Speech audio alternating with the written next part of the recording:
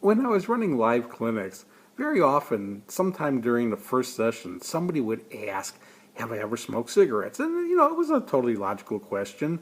And when I would answer, like, no, my entire credibility was out the window for a matter of a few minutes. It was the type of thing, if they asked at the very beginning of the program, it took a little bit longer to get through it. If they asked at the end of the seminar, people already pretty much, I think, grasped that I had an understanding about the addiction, that I had an understanding about the dangers of smoking.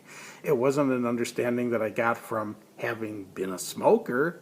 It was an understanding that I had from dealing with lots of smokers. And I found it had been an advantage having never smoked. And I think that kind of strikes people kind of strange and kind of like unbelievable, but I do believe it's true. I talk about this in a video that I made. One of the earliest videos was how I started running stop smoking clinics. And I explained that when I first started doing clinics, I really had no clue about how to quit smoking. It was kind of an accidental situation that I was doing a stop smoking clinic as a never smoker.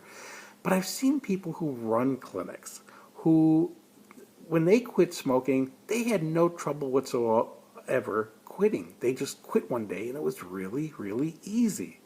Well, sometimes they'll start running clinics. They know how easy it is to quit. They know how good it is to quit and how important it is, and they know how easy it is. Well, they'll sometimes get people in a clinic who's having really hard times, really major withdrawal syndromes, and they'll look at these people and think, well, what's wrong with you? I quit smoking. I know there's nothing to it. It's got to be something with you because, quitting smoking is easy and there's no real symptoms. Well, on the other token, I've seen people who quit smoking who went through hell when they quit smoking. It was a horrible withdrawal, okay?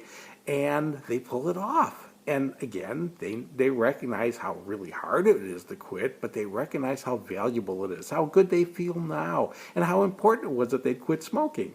So they'll start running clinics. Well, they'll sometimes get people in their clinics having a real easy time. I mean, real easy, no withdrawal whatsoever.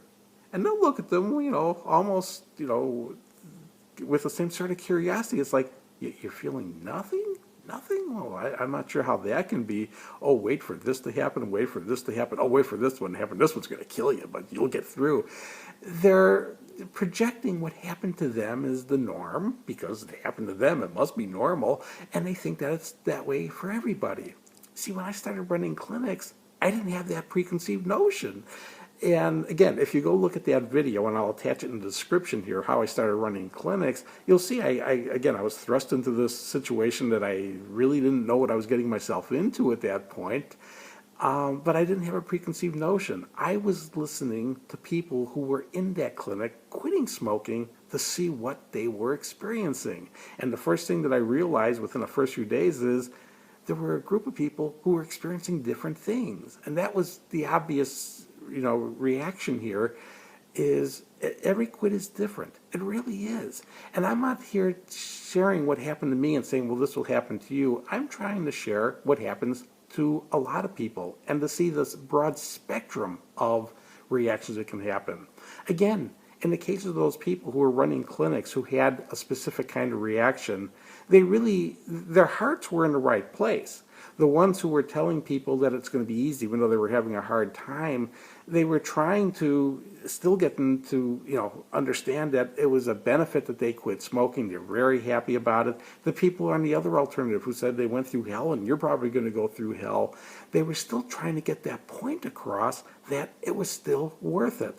So these people were doing their jobs, but they were, in a sense, giving an accurate perception to half the group, and again, maybe to 90% of the group, because there are some times where, the whole group is having an easy time, except the instructor who's running it who had the hard time, and they're giving a false message. But again, on the other side of that, I've seen groups where everybody's, the majority seem to have a kind of hard time, and you get an instructor in there who had this easy time, and they can make them all feel like there was something wrong.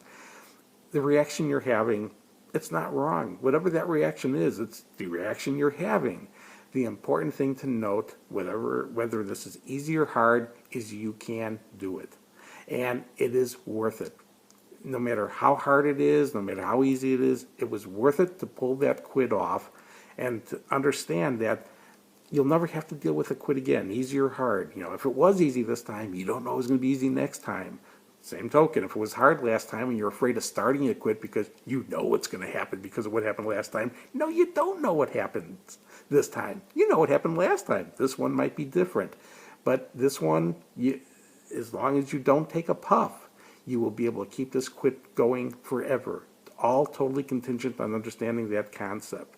So I'm going to attach the video here to my first clinic video and also to an article I have on my bio page that explains how I got into this. But the underlying message I'm trying to get here is you can do this. It doesn't make a difference what my experience is. It doesn't make a difference what other people's experiences are, whether they're running clinics or not. Your experience is your experience. And your experience will be that you will be able to quit smoking and you will be able to stay off forever if you make and stick to a personal commitment to never take another puff.